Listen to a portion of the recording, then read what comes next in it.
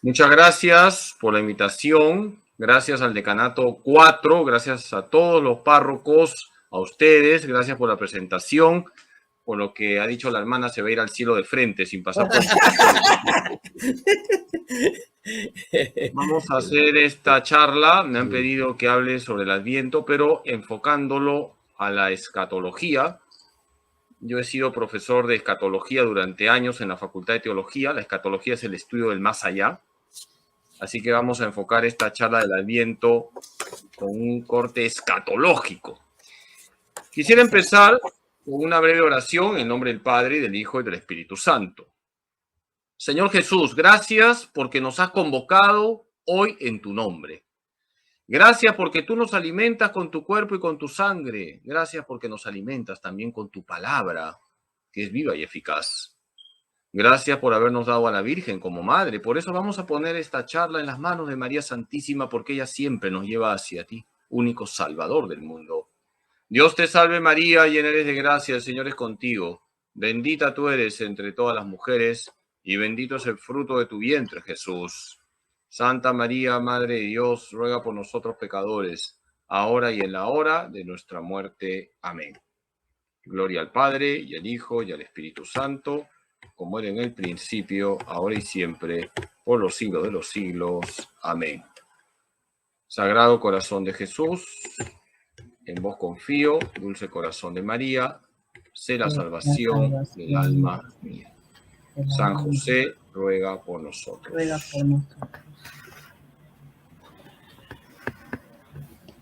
Voy a compartir pantalla para poder explicar la charla.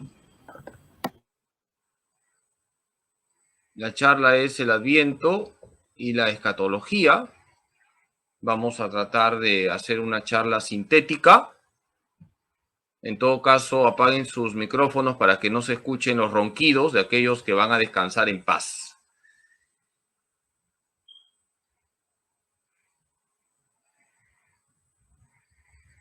Vamos a explicar, como les he dicho, lo que es el Adviento y la escatología. No sé si se está viendo bien las diapositivas. Acá no se ve, se debe ver entero, pero no se ve solamente. Sí, padre, sí se ve, pero pequeño. Muy chiquito, Ya, ahora muy chiquito. Sí. ¿Grande se ve? Aún no, a ver. Vamos a, qué raro, a ver. Vamos a volver a compartir. Ahí, dile, ahí. Vamos a volver a compartir para que se vea bien. Vamos a compartir.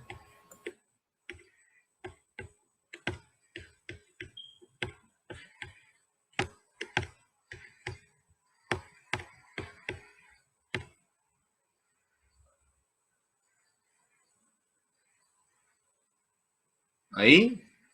Ya se ve más grande, padre. Sí, Ya está completo. Sí. Bendito sea Dios. Listo, bendito sea Dios. Si no, iba a exorcizar la pantalla. Ya está, se ve muy bien, padre, se ve muy bien. Entonces, vamos a preguntarnos de dónde viene la palabra Adviento. La palabra Adviento viene del griego parusía, del latín adventus, en castellano Adviento, y significa venida. Aquí tenemos ya una primera idea. ¿Qué significa Adviento? Significa venida. En griego se dice parusía. En latín adventus. En castellano Adviento. Parusía, adventus, adviento son sinónimos. ¿Qué significa? Parusía, adventus, adviento significa venida. ¿A qué nos referimos con adviento? Nos referimos a las dos venidas del Señor. La primera venida es la encarnación. Dios se hizo carne y habitó entre nosotros. La primera venida de Jesús al mundo es la encarnación. el Verbo se hizo carne y habitó entre nosotros. Cuando la Virgen Santísima dijo, aquí está la esclava del Señor, hágase en mí según tu palabra, en ese momento se dio la primera venida. Dios se hizo hombre para salvar a los hombres. Jesucristo es verdadero Dios y verdadero hombre. Y la segunda venida es lo que se llama propiamente la parusía. Nosotros estamos esperando la segunda venida. ¿Cómo vivimos estas dos venidas en el tiempo litúrgico del Adviento? Del primer domingo de Adviento hasta el 16 de diciembre, la Iglesia nos presenta en las lecturas la parusía, la segunda venida del Señor. Y desde el 17 de diciembre hasta el 24 de diciembre, la Iglesia nos presenta en las lecturas la primera venida del Señor, la encarnación. En esta charla yo me voy a enfocar en la segunda venida del Señor, que es lo que se llama la parusía. Por lo tanto, vamos a enfocar la charla en la segunda venida del Señor. Repito, en el tiempo litúrgico del Adviento, la Iglesia nos presenta las dos venidas. Nos presenta las dos venidas para que reflexionemos en ellas. Del primer domingo de Adviento hasta el 16 de diciembre tenemos como reflexión la parusía o segunda venida del Señor. Y desde el 17 de diciembre hasta el 24 de diciembre tenemos como reflexión la primera venida del Señor o la encarnación. En esta charla me voy a abocar a la parusía, en definitiva, a lo que es el fin del mundo. Que nadie se ponga saltón, porque nosotros los cristianos no debemos tener miedo cuando escuchamos la palabra parusía. ¿A qué llamamos el fin del mundo? A la segunda venida del Señor. Eso es lo que vamos a explicar en esta charla. Porque la primera parte del Adviento, desde el primer domingo de Adviento hasta el 16 de diciembre, nosotros contemplamos la parusía, la segunda venida del Señor. Ya sabemos cómo se llama la segunda venida del Señor, la parusía. ¿De dónde viene la palabra parusía? Del verbo griego pareimi, que significa visitar, llegar, hacerse presente. Parusía significa visita, llegada, presencia. Y es la palabra que la Iglesia utiliza para la segunda venida del Señor. Es una palabra griega. Parusía, repito, es una palabra griega. Es una palabra griega que significa visita, llegada, presencia. ¿Qué nombre recibe la parusía en la Biblia? Cuando nosotros leemos la Biblia, y hay que leer la Biblia, a mis feligreses yo les digo que la Biblia no es un cable de alta tensión. Un cable de alta tensión es intocable. La Biblia no es un cable de alta tensión. Hay que tocar la Biblia, hay que abrir la Biblia, hay que leer la Biblia, hay que meditar lo que dice la Biblia. Por eso, para hablar del fin del mundo, tenemos que ir en primer lugar a la Biblia. ¿Y qué nombre recibe la parusía en la Biblia? El día de Yahvé, Amós 5:18. El día, Primera de Corintios 3:13. El día del Señor, Primera de Tesalonicenses 5:2. El día de Cristo, Filipenses 1-6. Todos estos nombres son nombres bíblicos que recibe la parusía, el día de Yahvé, el día del Señor, el día de Cristo. ¿Y qué acontecimientos vendrán con la parusía? Padre Carlos, cuando Jesús venga por segunda vez, ¿qué va a pasar? 3 acontecimientos. La resurrección universal, la transformación del mundo, es decir, los cielos nuevos y la tierra nueva, y el juicio final. Repito, cuando Jesús venga por segunda vez, se dará la resurrección universal. Todos van a resucitar. Se dará la transformación del mundo. Vendrán los cielos nuevos y la tierra nueva. Este mundo se va a transformar y va a reflejar la gloria de Dios. Y se dará el juicio final. No os extrañéis, de esto llega la hora en que todos los que estén en los sepulcros oirán su voz y saldrán los que hayan hecho el bien para una resurrección de vida y los que hayan hecho el mal para una resurrección de condenación. Juan 5, 28 al 29. Cuando Jesús venga por segunda vez, todos van a resucitar. Padre Carlos, yo tenía un abuelito que era pescador y se cayó del bote y se lo comió un cachalote. ¿Va a resucitar? Sí, va a resucitar. Padre Carlos, yo tenía una tía que lamentablemente no era católica y ella pidió que sus cenizas las tiraran al mar. ¿Va a resucitar? Sí, va a resucitar. Todos van a resucitar. Porque Dios tiene el poder de reunir todas nuestras partículas. Dios es infinitamente poderoso. Todos vamos a resucitar. Y nosotros estamos esperando la resurrección gloriosa, no la resurrección de condenación. Porque hay resurrección gloriosa y resurrección de condenación. Depende de la vida de cada uno. Pues la ansiosa espera de la creación desea vivamente la revelación de los hijos de Dios. Pues sabemos que la creación entera gime hasta el presente y sufre dolores de parto. Romanos 8, 19 al 22. La creación actualmente está gimiendo dolores de parto, pero va a ser transformada, renovada, cuando Jesús venga por segunda vez. Es lo que se llama los cielos nuevos y la tierra nueva. La creación va a ser transformada, renovada. Cuando el Hijo del Hombre venga en su gloria, acompañado de todos sus ángeles, entonces se sentará en su trono de gloria. Serán congregadas delante de él todas las naciones y él separará a los unos de los otros, como el pastor separa las ovejas de los cabritos. Pondrá las ovejas a su derecha y los cabritos a su izquierda. Mateo 25, 31 al 33. Este pasaje nos habla del juicio final. Cuando Jesús venga por segunda vez, se dará la resurrección universal, la creación se va a transformar y se dará el juicio final. Son los tres acontecimientos que van a venir con la parusía. Repito, cuando Jesús venga por segunda vez, ¿qué va a pasar? Cuando Jesús venga por segunda vez,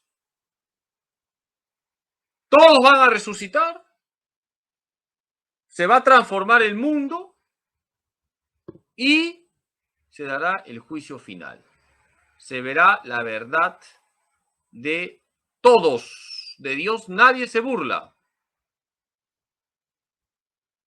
En el juicio final se verá la verdad de todos. El juicio final es el triunfo de la verdad. ¿Y por qué es el triunfo de la verdad? Es el triunfo de la justicia, porque ahí donde hay verdad hay justicia. ¿En qué momento mostramos que creemos en el fin del mundo? Cuando recitamos el credo. Cuando ustedes recitan el credo, están afirmando que esperan el fin del mundo. Desde allí ha de venir a juzgar a vivos y muertos, credo apostólico. Aquí tenemos la verdad del juicio final. Y de nuevo vendrá con gloria para juzgar a vivos y muertos, y su reino no tendrá fin. Es el credo niceno-constantinopolitano o credo largo. Cuando nosotros recitamos el credo, estamos mostrando que creemos en el fin del mundo, creemos que Jesús vendrá por segunda vez, creemos que todos van a resucitar, creemos que la renovación del mundo se dará, la recreación del mundo se dará con la parusía, y creemos en el juicio final.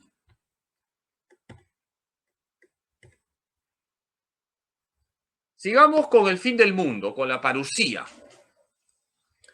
¿Qué nos enseña la Sagrada Escritura sobre la parusía? Vamos fijando ideas. No se pierdan, que no sé cómo ir a buscarlos. No se me pierdan. Vamos poco a poco explicando esto. No se pierdan.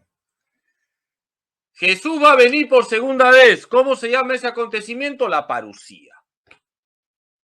¿Qué va a pasar cuando Jesús venga por segunda vez? Todos van a resucitar. Se dará la resurrección de la carne, la resurrección universal. Se dará la renovación del mundo, la recreación. Se dará la transformación de la creación. Todo reflejará la gloria de Dios. Y se dará el juicio final. Ahora, ¿qué nos enseña la Sagrada Escritura sobre la parusía? Es un acontecimiento incierto, es un acontecimiento inminente, es un acontecimiento lleno de signos. 3 enseñanzas. ¿Qué nos enseña la Biblia sobre el fin del mundo? ¿Qué nos enseña la Biblia sobre la parusía? Es un acontecimiento incierto, es un acontecimiento inminente, es un acontecimiento lleno de signos. ¿Qué significa que la parusía es un acontecimiento incierto? No sabemos la fecha. Padre Carlos, ¿cuándo será el fin del mundo? No lo sé. Y no me lo preguntes. No seas sapo. No lo sé. No sabemos la fecha. Aunque las malas lenguas dicen que cuando la selección de fútbol del Perú sea campeón de un mundial, es decir, dentro de 20 millones de años. Hablando en serio, no sabemos la fecha, más de aquel día y hora nadie sabe nada, ni los ángeles en el cielo, ni el Hijo, sino solo el Padre. Marcos 13:32. Nadie sabe la fecha, solo Dios. El día del Señor ha de venir como un ladrón en la noche. Primera de Tesalonicenses 5:2. Dice San Pablo en Primera de Tesalonicenses 5:2, que el día del Señor ha de venir como un ladrón en la noche.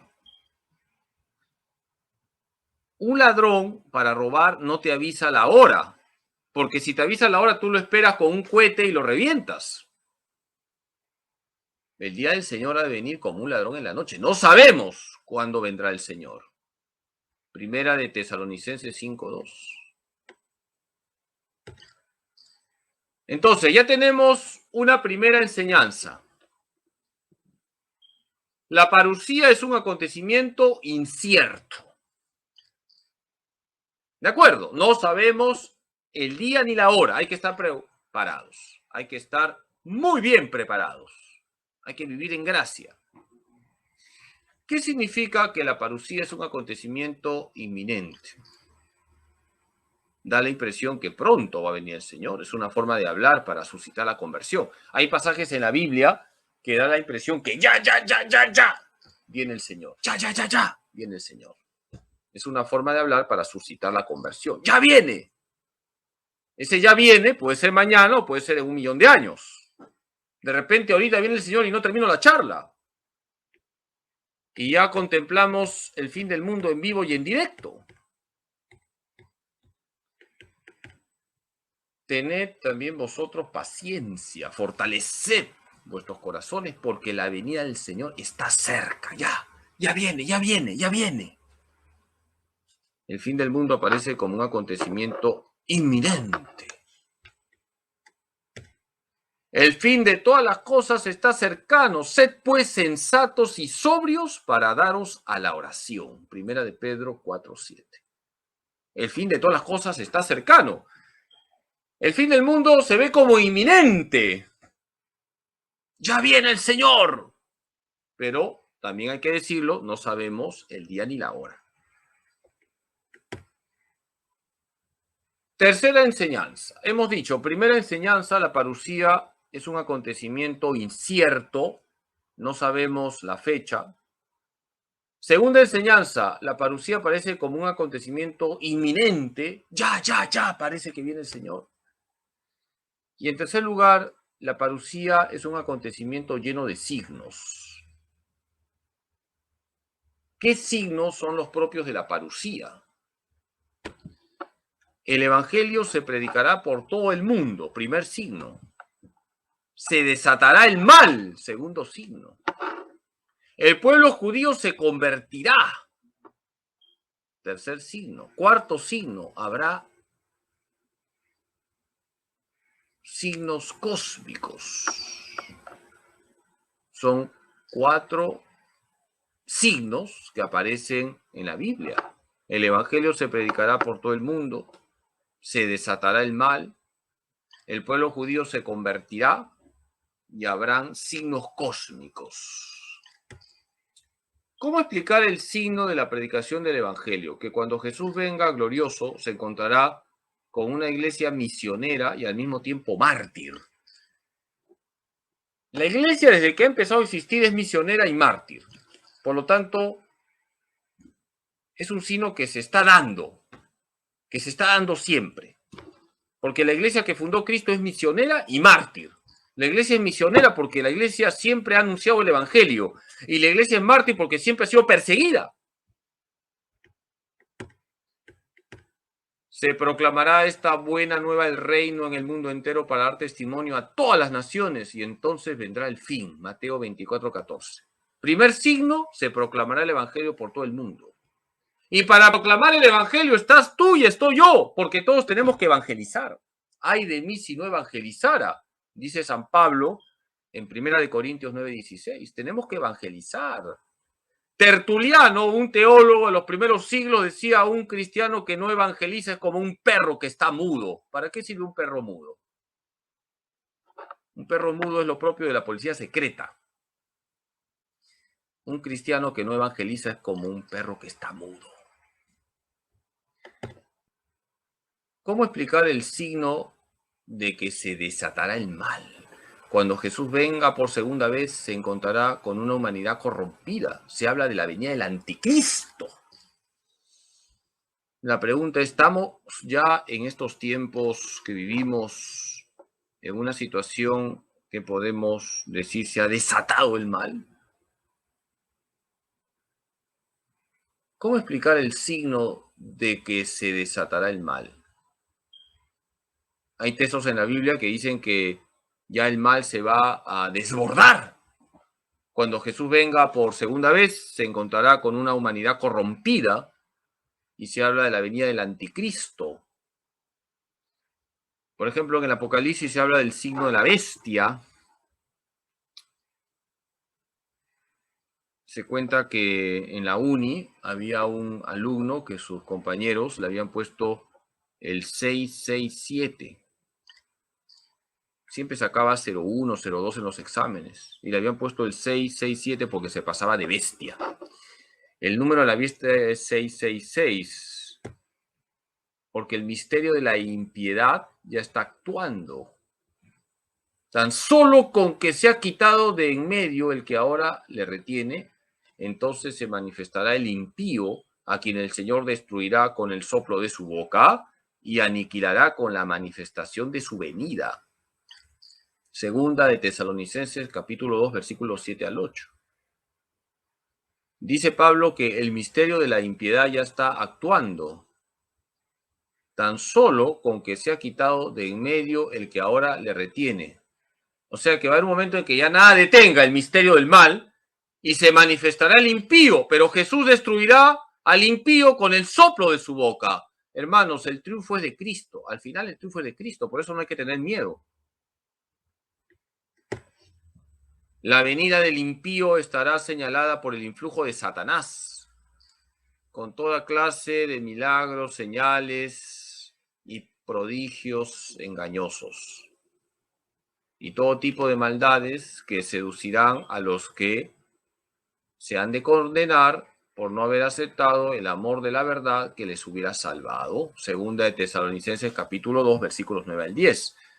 En los últimos tiempos habrá un gran influjo de Satanás.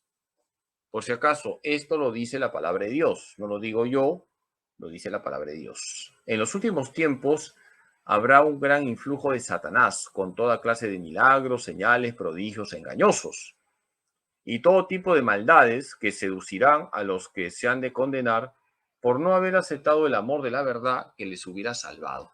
Queridos hermanos, hay que vivir en la verdad, hay que proclamar la verdad, hay que defender la verdad, no hay que tener miedo de decir la verdad. El cáncer de la sociedad es el relativismo, ya lo decía Benedicto XVI.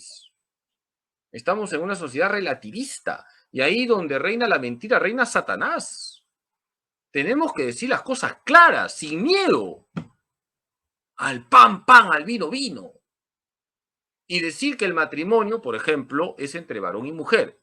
El matrimonio es entre varón y mujer. Hay que decirlo con claridad. Entre dos varones no hay matrimonio. Entre dos mujeres no hay matrimonio. Hay que decir la verdad. No hay que tener miedo de decir la verdad. No hay que tener miedo de decir que toda ideología es perversa. No hay que tener miedo de decir eso.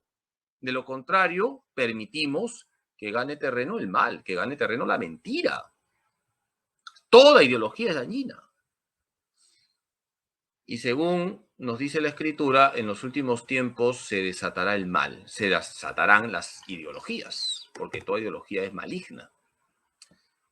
Luego vi a un ángel que bajaba del cielo y tenía en su mano la llave del abismo y una gran cadena dominó al dragón, la serpiente antigua, que es el diablo y Satanás, y lo encadenó por 1000 años.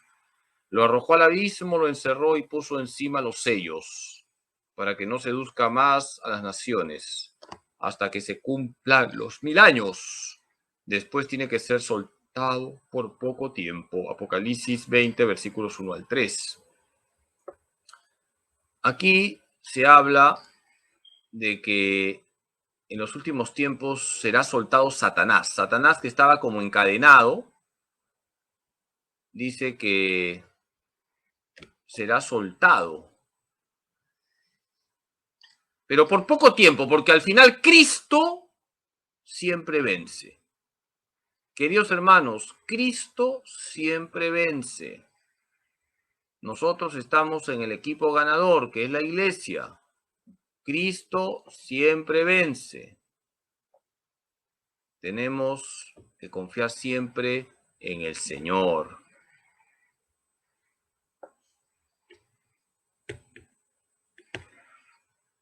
¿Quién es el anticristo? Es todo aquello que se opone a Cristo y a su iglesia. Desde que la iglesia ha existido, se ha encontrado con diferentes anticristos. Nerón, el nazismo, el comunismo, la masonería, las ideologías, etcétera, etcétera. Antes de la segunda venida del Señor, se intensificará la presencia del antievangelio. Eso está en la palabra de Dios. ¿Quién es el anticristo? Es todo aquello que se opone a Cristo y a su iglesia. Todo aquello que se opone a Cristo y a su iglesia es el anticristo. Por ejemplo, todas las ideologías conforman el anticristo. Todas las ideologías.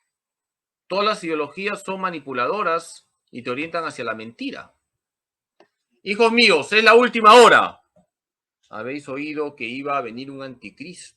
Pues bien, muchos anticristos han aparecido, por lo cual nos damos cuenta que ya es la última hora. Primera de Juan 2:18. Primera de Juan 2:18. Ya estamos en la última hora, pero no sabemos la fecha. Lo importante es estar preparados. Eso es lo importante, queridos hermanos, estar preparados. No estemos haciéndole caso a los charlatanes. Los charlatanes siempre ponen fechas. Por ejemplo, el año 2000, muchos decían, se acaba el mundo. Llegó el año 2000, plancha quemada. Después vinieron las profecías mayas. El 2012 se acaba el mundo. Llegó el 2012, plancha quemada. Así que no hay que hacer caso a los charlatanes. Muchos seductores han salido al mundo que no confiesan que Jesucristo ha venido en carne. Ese es el seductor y el anticristo.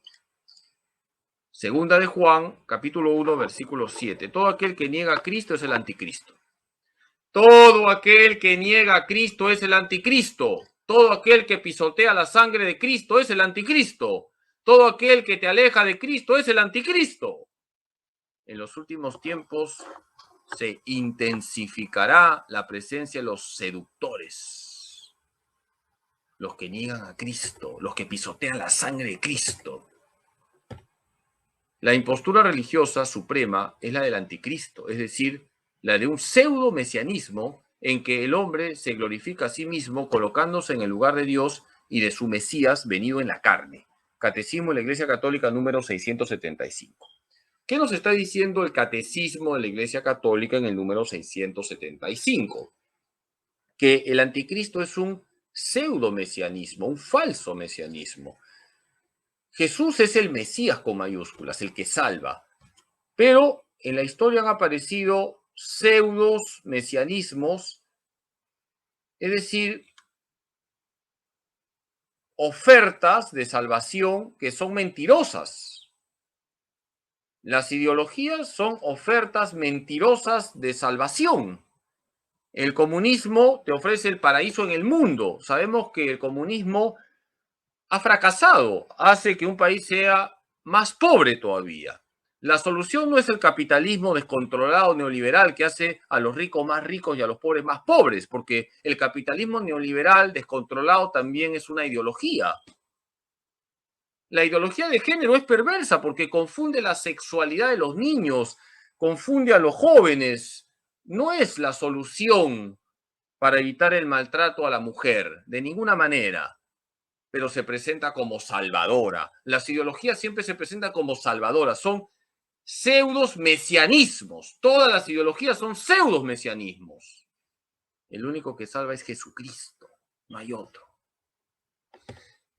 ¿Cómo explicar el signo de la conversión de los judíos? Se debe entender que los judíos están llamados a aceptar a Jesús como verdadero Mesías. Es decir, que la salvación también se ofrece a los judíos.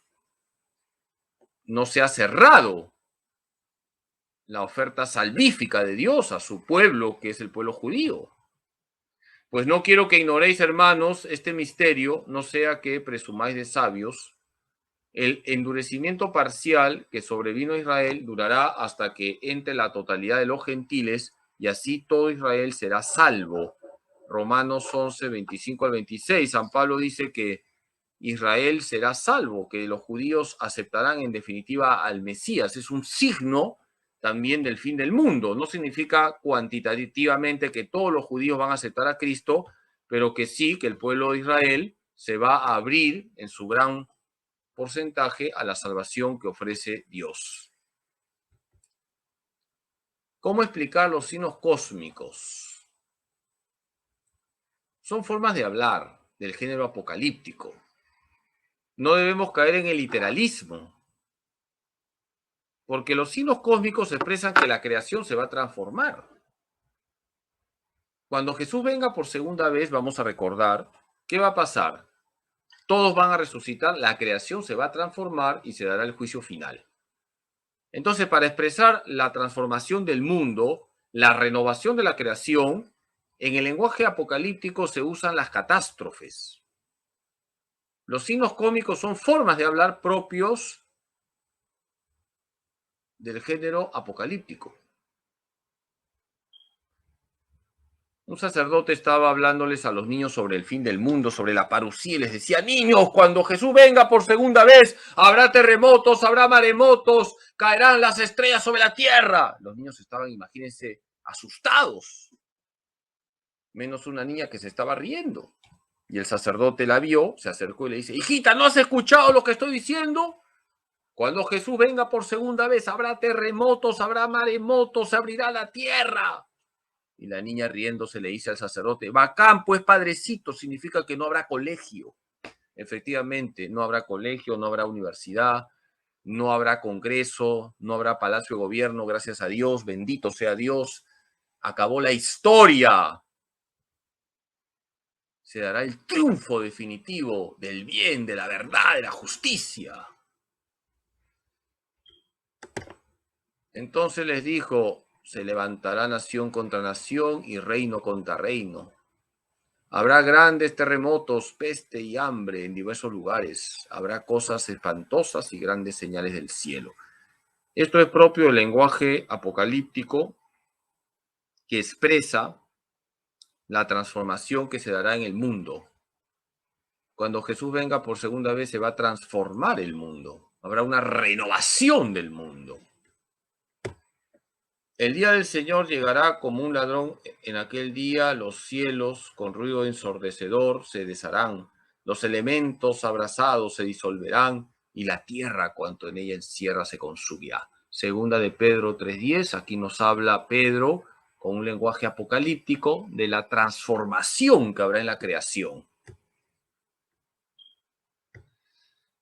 ¿Cómo interpretar estos signos de la parusía? ¿Cómo interpretar que el evangelio se predicará por todo el mundo y luego vendrá el fin? ¿Cómo interpretar que se desatará el mal y luego vendrá el fin? ¿Cómo interpretar que el pueblo judío aceptará el evangelio y luego vendrá el fin?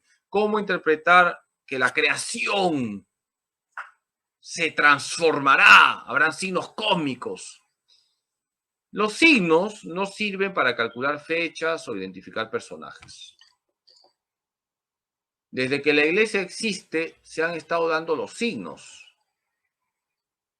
Misteriosamente se acumularán momentos antes de la parusía.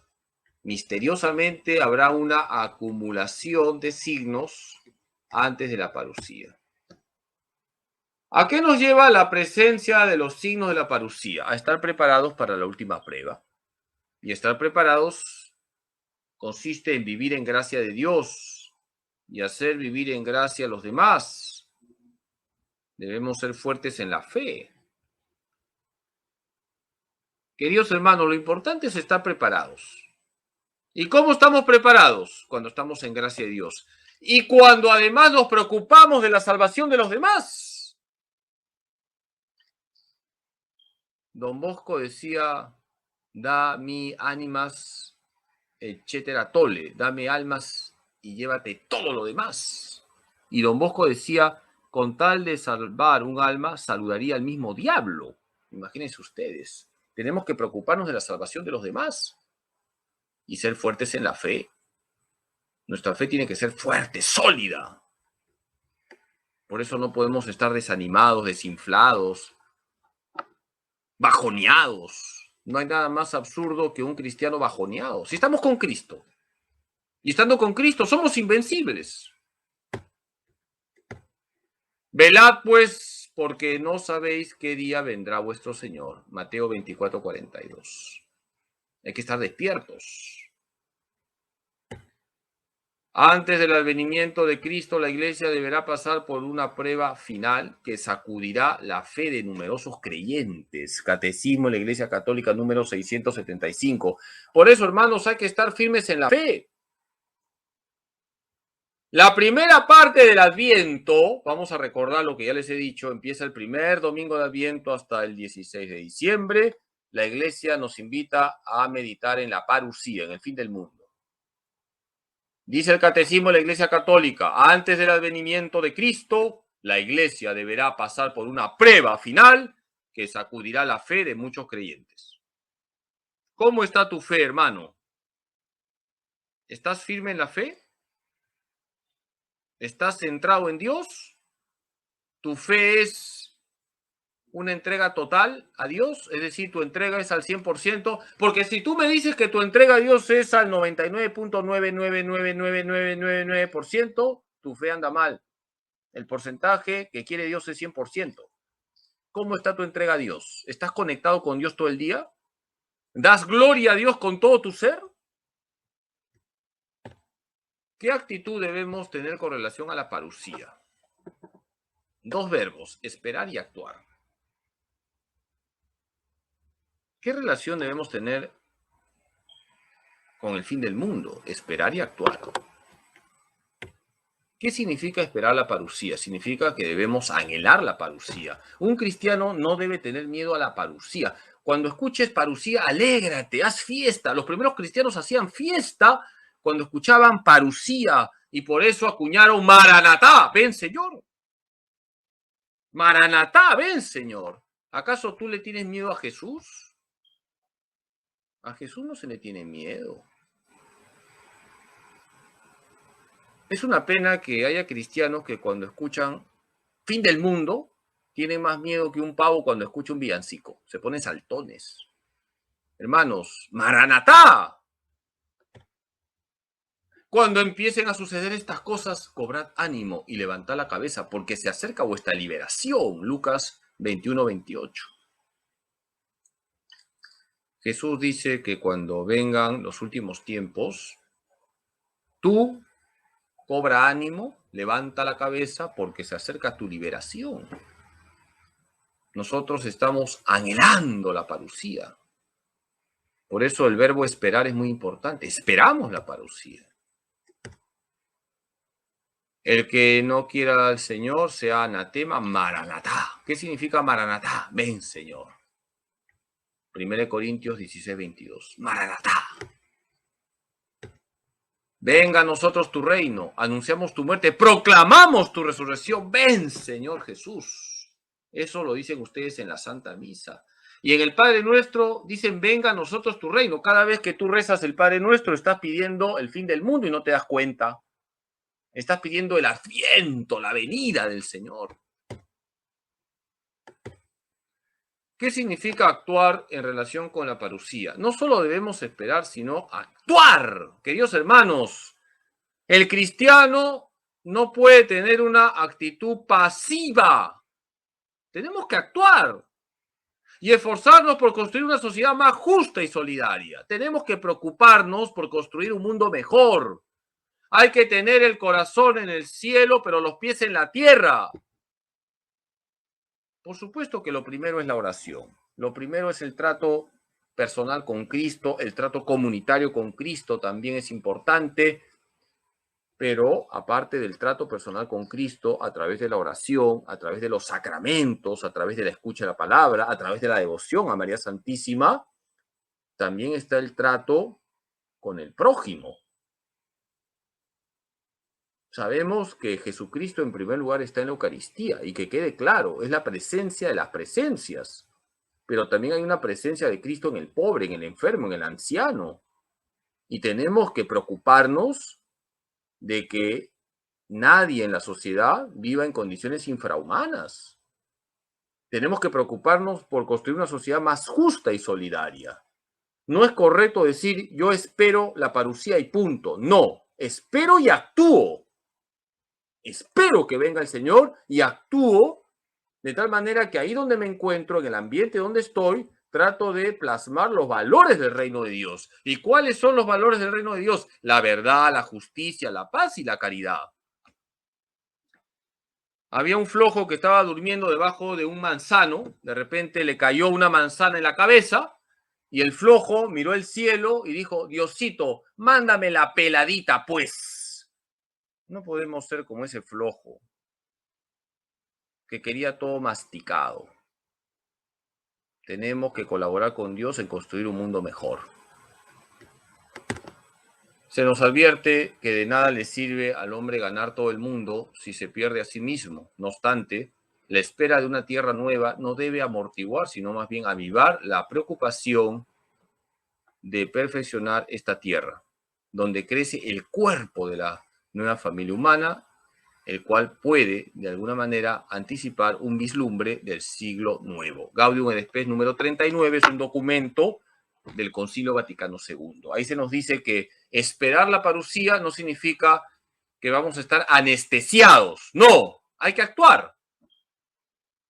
Y actuar significa colaborar con la gracia de Dios en plasmar en la sociedad los valores del reino de Dios, la justicia, la paz, la verdad, la caridad.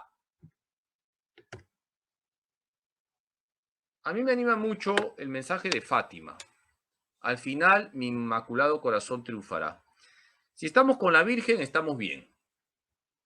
Si estamos con María, estamos con Jesús.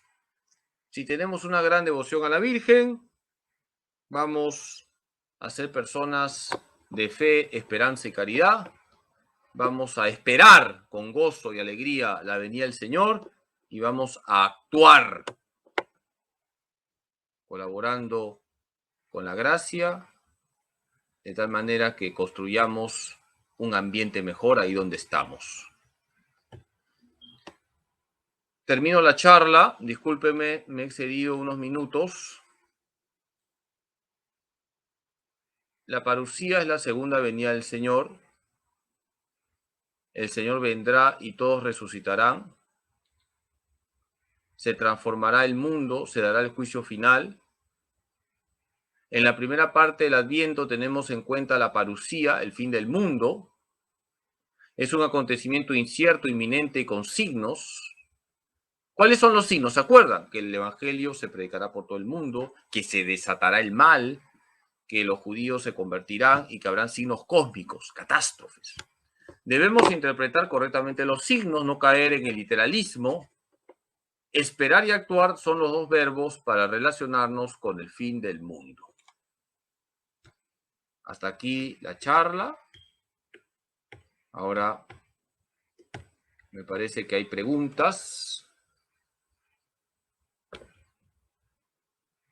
Pregunta.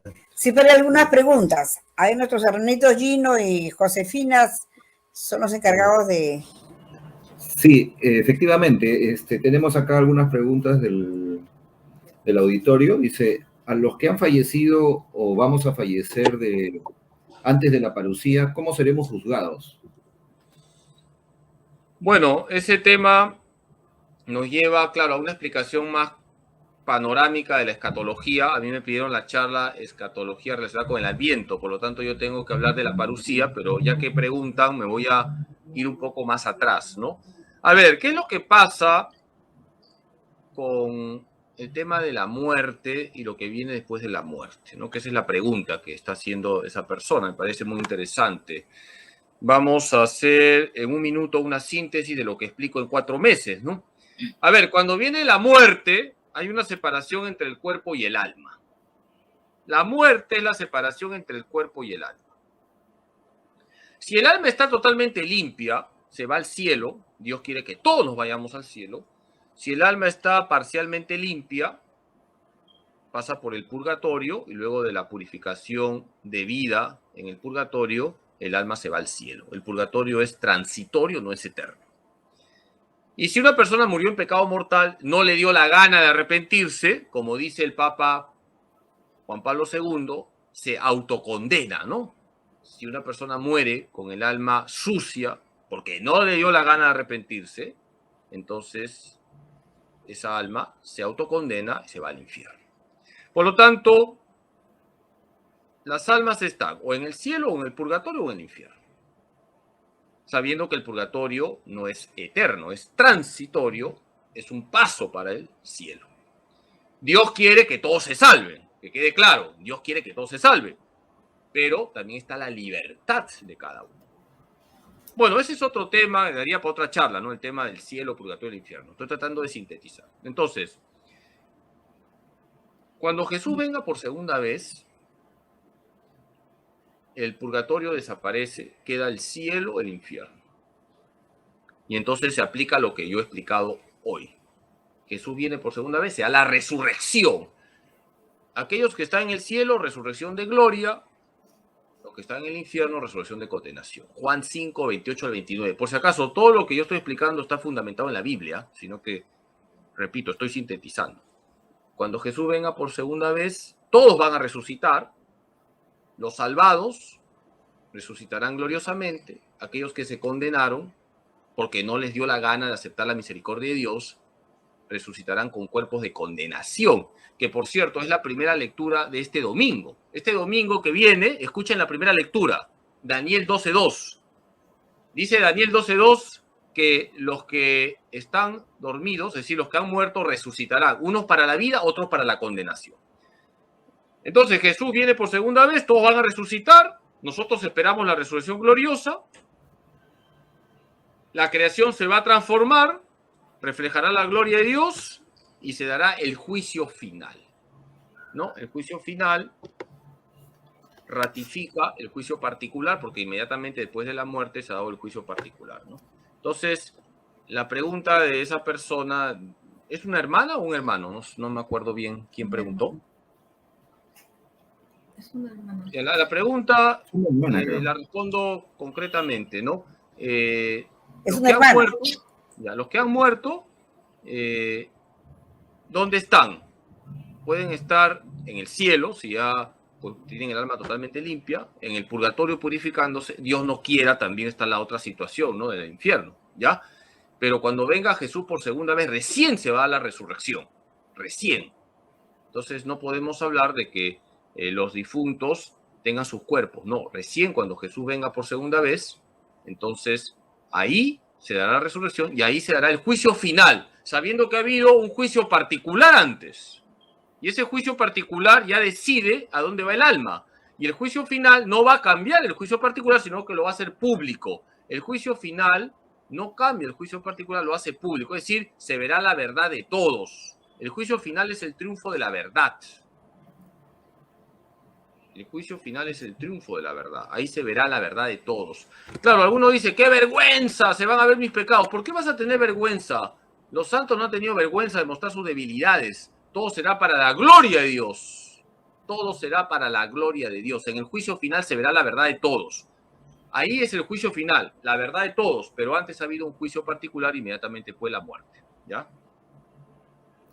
Gracias, gracias, Padrecito, por su respuesta. Aquí hay otra respuesta que nos... Otra pregunta.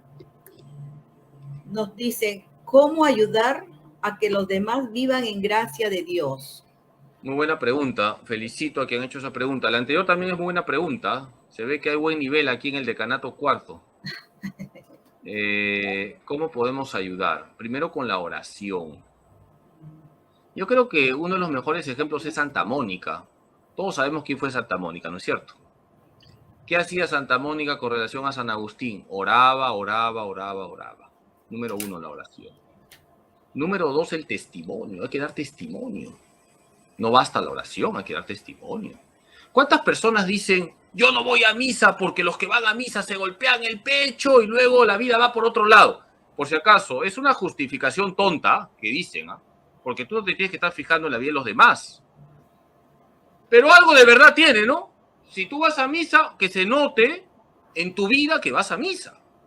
Testimonio, es muy importante el testimonio. Las palabras suenan, los ejemplos truenan. Entonces, aparte de la oración, el testimonio. Con el testimonio se jala gente para la iglesia. Y también con el antitestimonio alejamos a la gente de la iglesia. Cuidado, ¿ah? Tercero, el sacrificio. Al final de la charla les he puesto una cita. Al final, mi inmaculado corazón triunfará. La Virgen se lo dijo a los pastorcitos. La Virgen también le dijo a los pastorcitos que hagan sacrificios por la conversión de los pecadores. Tenemos que hacer pequeños sacrificios por la conversión de las personas que están alejadas de Dios. Pequeños sacrificios. En lo de cada día. No es necesario que hagas cosas extraordinarias. No, en lo de cada día. Ofrece pequeños sacrificios. Voy a levantarme a la hora establecida, voy a ser ordenado, voy a ser puntual, voy a ser amable, voy a tener paciencia con esa persona. Todo lo voy a ofrecer por la conversión de mi hijo, de mi hija, de mi esposo, de mi suegra, no sé. ¿Ya? Y un cuarto punto, el cariño. Es muy importante que tratemos con cariño a la gente. Oración, testimonio, sacrificio y cariño. No se trata de mandar piedras, no se trata de machetear a la gente. Hay que tratar con cariño a la gente, ¿no? Y así vamos como la gotita de agua, poco a poco, o haciendo huequito a la roca hasta que la quebramos, ¿ya? Hay una tercera pregunta también. Padre, dice, ¿qué son los signos cósmicos y si esto tiene que ver con los extraterrestres? ¿Y qué dice la Biblia de estos seres? A ver, sobre los extraterrestres la Biblia no dice nada y por lo tanto no tocamos el tema, porque nosotros tenemos que hablar de lo que dice la palabra de Dios. Dado que la palabra de Dios no dice absolutamente nada de eso, estaríamos hablando de teología ficción. Y la teología ficción a nosotros no nos interesa. Hay que vivir con los pies en la tierra. ¿Ya? Número 1. Por lo tanto, el tema de los extraterrestres ni se toca, y la iglesia nunca lo ha tocado ni lo tocará, porque no dice la palabra de Dios que hay extraterrestres. Es un tema que no forma parte de la teología. Los signos cósmicos son los signos de la creación. Signos cósmicos son terremotos, signos cósmicos son maremotos, signos cósmicos son las pandemias, las pestes. Todo eso son signos cósmicos, ¿no? Entonces, en el Apocalipsis se habla de los signos cósmicos como el aviso de los últimos tiempos. También en 2 de Pedro 3:13. Pero hay que entender el género literario. Es una forma de explicar de decir que la creación se va a renovar. No hay que caer en el literalismo. No hay que caer en el literalismo. Aquí en mi parroquia escucho que algunos feligreses últimamente me piden, pues, que bendiga muchas velas, ¿no? Vienen con cajas de velas. Digo, ¿tanta vela? ¿Por qué? No, es que hay una revelación que dice que van a haber, no sé, 8 días, 10 días de oscuridad. No sé, la verdad que ni les presto atención, ¿ah? Porque esas cosas me parecen raras, de verdad, raras. ¿No? No estemos escuchando revelaciones no aprobadas por la iglesia, por favor. No estemos escuchando revelaciones no aprobadas por la iglesia. Ya la iglesia nos ha enseñado todo lo que tenemos que saber sobre el fin del mundo. Está en el catecismo y el catecismo se apoya en la Biblia. Estos son los 2 libros que tenemos que leer. Primero la Biblia, por supuesto, pero para entender la Biblia está el catecismo, ¿ya? Y cuando el catecismo habla de la parucía, dice con claridad, no sabemos la fecha, hay unos signos, hay que estar preparados, punto. Vivir en gracia, punto, ¿ya? Entonces, ahora esa idea, ¿no? De que no sé cuántos días de oscuridad van a haber y que por eso hay que tener no sé cuántas velas y hay que bendecirlas. Por favor, dejémonos de cosas raras, ¿no? Vivamos en gracia de Dios, vivamos el hoy con Cristo y vamos a estar preparados, ¿ya? Gracias, padre. Le damos el pase al hermano. Por ahí José. tenemos, disculpen, por ahí tenemos una última pregunta de Chanita Torres que quiere... Una pregunta del más allá. Sí, ahí va. Que se gana Chanita más acá. pregunta, dice, padre, tengo que dar un tema de Adviento, ¿qué puntos debería de tratar? Ya, si es Adviento nomás, yo le enfocaría así, ¿qué es el Adviento? Ya, el Adviento es un tiempo litúrgico que nos prepara para la Navidad, pero tiene 2 etapas. La primera nos muestra el fin del mundo y la segunda la encarnación, ¿no? Luego los signos del Adviento, de repente ustedes van a tener una charla sobre esto. Signos del Adviento son, por ejemplo, el color del Adviento, que es el morado, que es un color penitencial. La corona de Adviento, ¿cuál es el sentido de la corona de Adviento? En el Adviento se reducen las flores también, no como Cuaresma, pero se baja un poco el tema de las flores. En el Adviento no se canta el Gloria los domingos, porque es tiempo también penitencial, no tan penitencial como Cuaresma, ¿ya? Porque es un tiempo de preparación para la venida del Señor. ¿Y cómo te vas a preparar? Estando en gracia, con el corazón limpio. Por lo tanto, conversión. La conversión también es un tema que está en el Adviento, no tanto como en Cuaresma, pero sí tiene mucha cuota lo de la conversión en la espiritualidad del Adviento. Y luego también podrías tocar el tema de las lecturas de los domingos de Adviento, que tiene su lógica. Juan el Bautista, la presencia de Elías, la presencia de la Virgen María, los personajes del Adviento. Los personajes del Adviento son San Juan Bautista, el profeta Isaías y la Virgen María, y también San José. San José es un personaje del Adviento, a veces lo olvidamos porque San José pues es clave para el nacimiento del Señor, padre adoptivo, el que le da el linaje davídico a Jesús, siendo padre adoptivo. Sabemos que María Santísima concibió por obra y gracia del Espíritu Santo, pero San José al adoptar al niño le pasó el linaje davídico, y por eso Jesús es el hijo de David.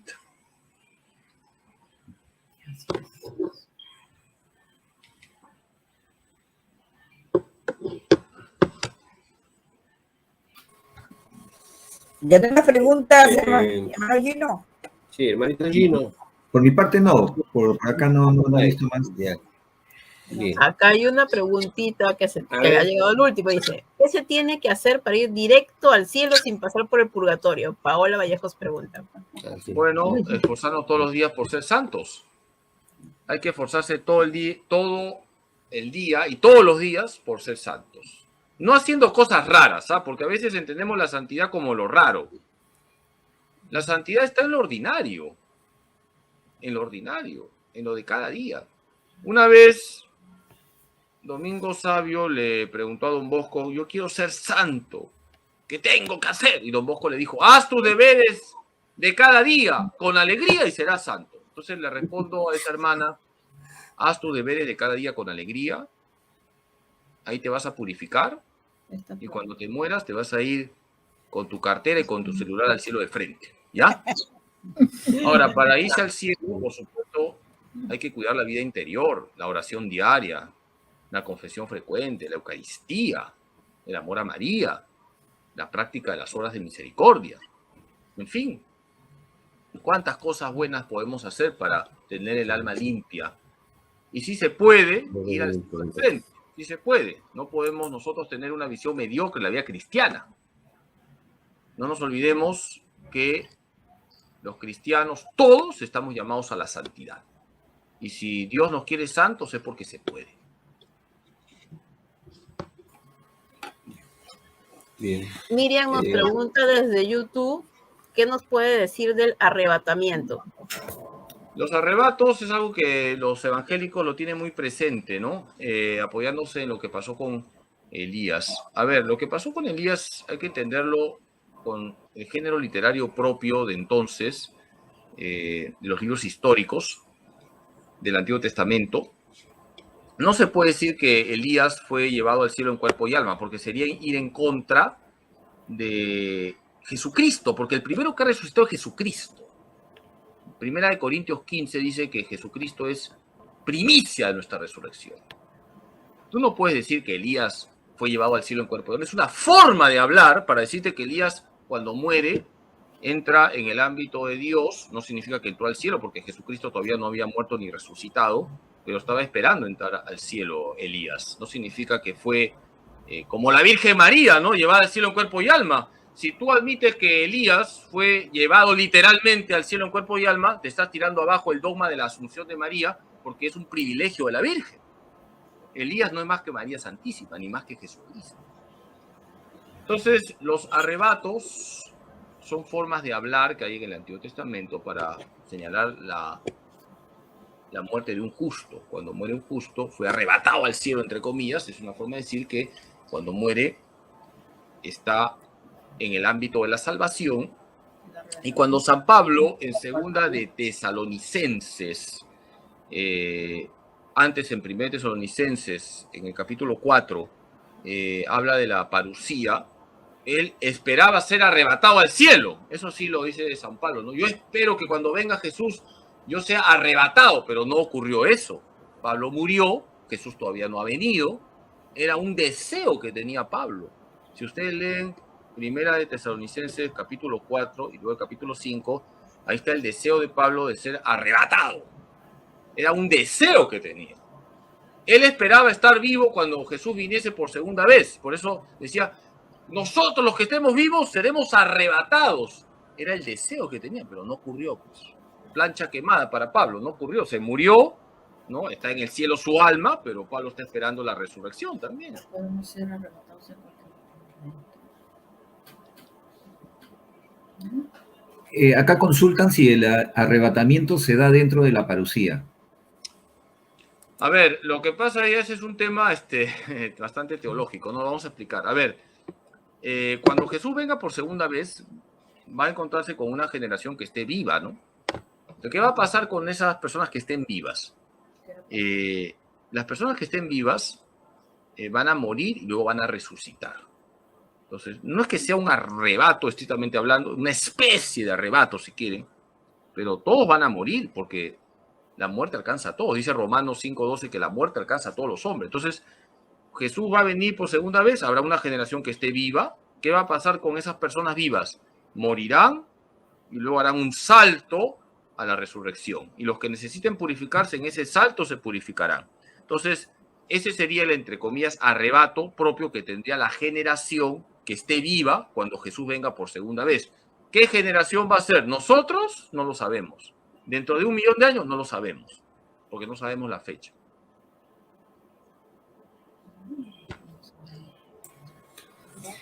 Bien. Gracias, padre. Bien, creo que ya no hay más preguntas. Padre, permítanos agradecerle y decirle, ¿no?, que Dios esta noche se ha glorificado en un hermoso mensaje que nos ha compartido con toda su sabiduría, con toda su misericordia, a través de usted, Padre Carlito. Padre, muchísimas gracias por habernos dado este hermoso mensaje a todo el Decanato 4, a nombre de toda la pastoral familiar. El Decanato 4 damos las gracias a usted, todas las parroquias, todos los parroquianos de ese decanato. Agradecemos su presencia, agradecemos su colaboración, su participación con nosotros. Muchísimas gracias. Y le pediríamos a usted que, por favor, si nos puede dar la bendición a todos los que estamos participando, a todos los que estamos aquí. Muchísimas gracias. Muchísimas gracias. Puesto, antes de darles la bendición, quiero reiterar mi gratitud por haberme invitado para poder compartir este tema. Gracias por haber pensado en este siervo inútil para compartirles un tema que es muy importante porque no sabemos cuándo vendrá el Señor, pero lo que sí sabemos es que hay que estar preparados, vivir con Cristo Jesús y hacer el mayor bien posible. El Señor esté con ustedes. Con su espíritu. La bendición de Dios Todopoderoso, Padre, Hijo y Espíritu Santo, descienda sobre ustedes y permanezca para siempre. Con la alegría de vivir con Jesús, José y María, nos quedamos en la paz de Dios. Muchas gracias, bendiciones para todos y ánimo, firmes en la fe. Gracias, Padre, muchas gracias, gracias. Gracias. La paz, Padre, gracias, la paz para todos. Gracias al equipo de producción, gracias, Padre, gracias. Gracias, a todo el equipo de producción, gracias, muchísimas gracias. Padre, que no sea la última vez, ¿ah? Bendiciones.